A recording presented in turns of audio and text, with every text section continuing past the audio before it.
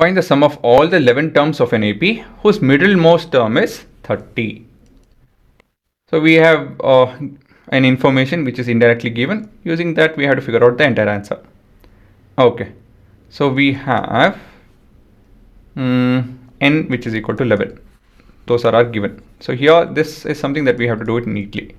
So we have been given n is equal to 11, and middle term would be what? N plus 1 by 2, because they are odd numbers. So therefore middle terms position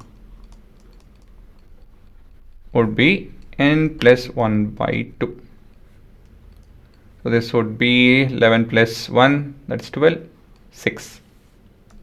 Okay, so therefore A6 is equal to 30. Right, guys? We have to figure out what? We have to figure out Sn. So let's check how to do this. Sn is equal to n by 2 into 2a plus n minus 1 into d. So we don't know anything else. We just know that this is the middle term, so on and so forth. Right? Nothing else we know. So how do you go about doing this? Well, we have n, which is 11 by 2. We have 2a plus this would be 10d. Okay, and here we have 2 that is common, so I can rewrite this as 11 by 2 into 2 times of a plus 5d.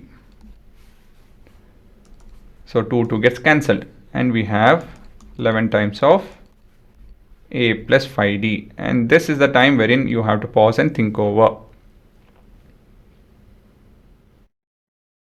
Okay, what is a plus 5d? Yes, A6. So basically this I can rewrite this as 11 times of A6, and so this would be 330, and that would be our answer. It's a good question. It's level 2 plus. It's a different question. Okay, so you should not be scared about finding A and D and all over here, right? Even I was thinking about what about A and D, but I knew the math will be somehow something wherein you'll end up with making use of this information without actually knowing A and D, and we got to use it, right? So try to write things which is kind of common sense to you guys, and then at the end you try to figure out what is the tendency. We try to sit and think over the initial part, right? Think while writing, before writing given itself, we'll try to think of the last step, which is not practical. Even I didn't know how it will turn out. Yeah, a bit of experience has taught me that yes, the maths will work out.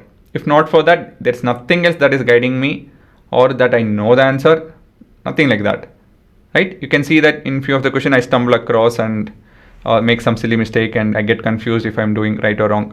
So to be honest, I don't know all the answers. I just know the concepts well. Okay, so let the basic math guide you guys, let the basic knowledge guide you guys. At the last few steps, then you can think of it. If not, you have got the 3/4 of the answer, so you'll get 3/4 of the marks.